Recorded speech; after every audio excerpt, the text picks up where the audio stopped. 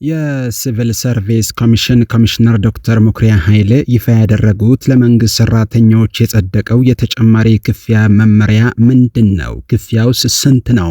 ሰላም ጤና ይስጥልኝ። ሁሉንም የመንግስት ሰራተኛ የሚመለከት እጅግ ወሳኝ መረጃ ይዘን ቀርበናል።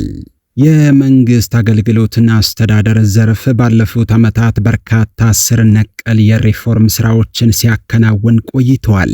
ነገር ግን እነዚህ ትልልቅ ስኬቶች በበቂ ሁኔታ ለህዝብ ሳይዳረሱ በመቆየታቸው ተሸፍነው ቆይተዋል። ዛሬ እነዚህን የሪፎርሙን ዋና ዋና ክፍሎችን እንመለከታለን። ከዚያም ባለፈ በቅርቡ የጸደቀው የተጨማሪ የሥራ ሰዓትና የቅዳሜ ቀን የትራንስፖርት አበል መመሪያ ዝርዝር መረጃ እንዲሁም የሁሉም ሰራተኛ ጥያቄ ስለሆነው የደሞዝ ማሻሻያና የፍትሃዊ ግብር ስሌት በስፋት እንዳስሳለን። በመጠኑም ቢሆን የመንግስት ሰራተኛውን ህይወት ያሻሽላል የተባለው በሲቪል ሰርቪስ ኮሚሽን ኮሚሽነር ዶክተር ሙክሪያ ኃይሌ በይፋ ፈርመው እንዲጸድቅ ያደረጉት መመሪያ በትክክል ምን ይላል የሚለውን ጨምሮ በዝርዝር እንመለከታለን። ሰብስክራይብ እና ላይክ በማድረግ ወቅታዊ ወሳኝ መረጃዎችን በፍጥነት ማግኘት ትችላላችሁ። እስከ መጨረሻው አብራችሁን ቆዩም። በቅድሚያ የኢትዮጵያ ሲቪል ሰርቪስ ከተመሰረተ 118 ዓመታት አልፎታል። ነገር ግን ይህ ነው የሚባል ዘላቂ የፖሊሲ አቅጣጫ ሳይበጅለት በመቆየቱ ለዘመናት ችግሮች ሲንከባለሉ ቆይተዋል። የፌዴራል ሲቪል ሰርቪስ ኮሚሽን በጥናት የለያቸውን ከ100 በላይ አንኳር ችግሮችን ለመፍታት 7 ዋና ዋና ፖሊሲ ፒላሮችን ወይም አስኳሎችን ቀርጾ ወደ ሥራ ገብቷል። እነዚህ 7 የፖሊሲ ትኩረት መስኮች የሚከተሉት ናቸው። አንደኛ፣ ነፃና ገለልተኛ የሲቪል ሰርቪስ ግንባታ፣ የፖለቲካና የሙያ ድንበርን በመለየት ቅጥርና እድገት በብቃት ሜሪት ብቻ እንዲሆን ማድረግ። ሁለተኛ፣ ብዝሃነትና አካታችነት፣ በጾታ በብሔርና በአካል ጉዳተኝነት መገለል የሌለበት ፍትሃዊ ዕድል መፍጠር። ሶስተኛ፣ የመንግስት አደረጃጀትና አስተዳደርን ማሳለጥ፣ የሥራ መደራረብና የሀብት ብክነትን ማስወገድ። አራተኛ፣ ቀልጣፋ ተደራሽ አገልግሎት፣ የዜጋ ክብር ይቅደም በሚል መሪ አገልግሎትን ማፍጠን።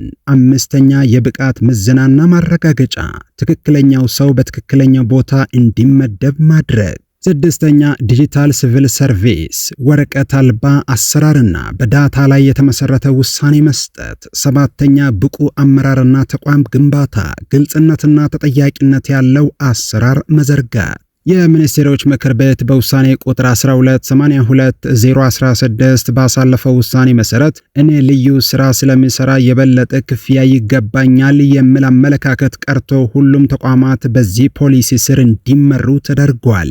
እነዚህ ፖሊሲዎች በወረቀት ላይ ብቻ አልቀሩም፣ በመሬት ላይ የታዩ በርካታ አቤት ስኬቶች አሉ። አንደኛ፣ የህግ ማሻሻያና የሜሪት ስርዓት፣ አዲሱ የመንግስት ሰራተኞች አዋጅ ተሻሽሎ ሰራተኛው በችሎታ ብቻ የሚያድግበት አሰራር ተተግብሯል። ሁለተኛ፣ የመሶብ አንድ ማዕከል ስኬት፣ በአንድ ዓመት ውስጥ የዜጎችን እንግልት ያስቀሩ 102 የመሶብ ማዕከላት በመላው ሀገሪቱ ተቋቁመዋል።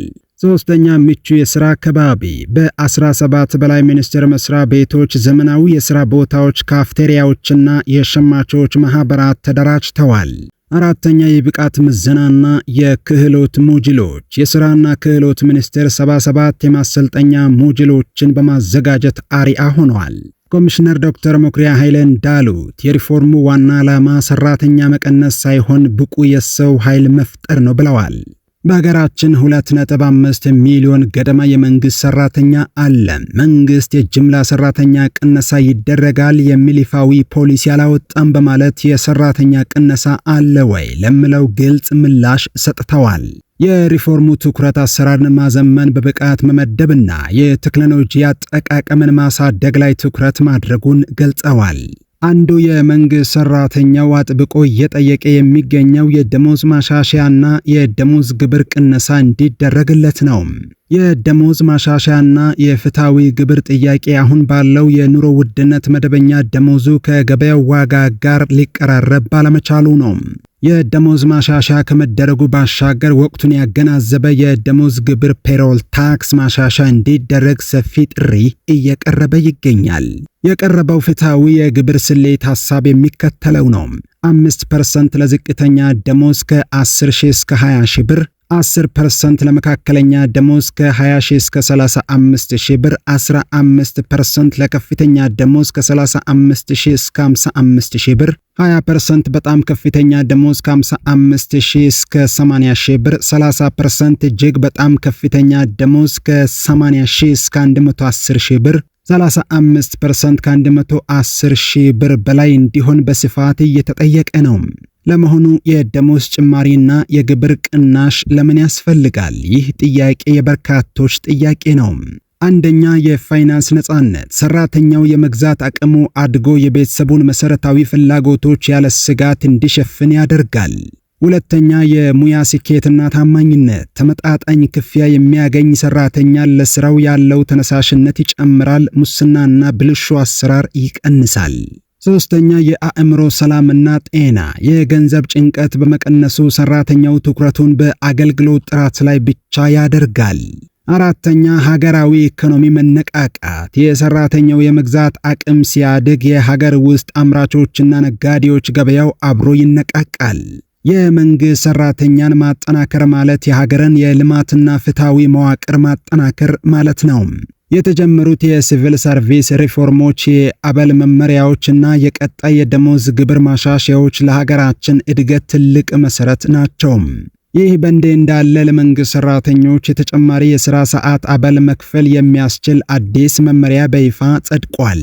ከመደበኛ የሥራ ሰዓት በኋላና ቅዳሜ ቀን ለሚሰሩ ሰራተኞች የትራንስፖርት አበል ክፍያ የሚያስፈጽመው ይህ መመሪያ በሲቪል ሰርቪስ ኮሚሽን ኮሚሽነር ዶክተር ሞክሪያ ኃይሌ የተፈረመ ሲሆን የመመሪያ ቁጥሩ 1145/2018 በመባል ይታወቃል።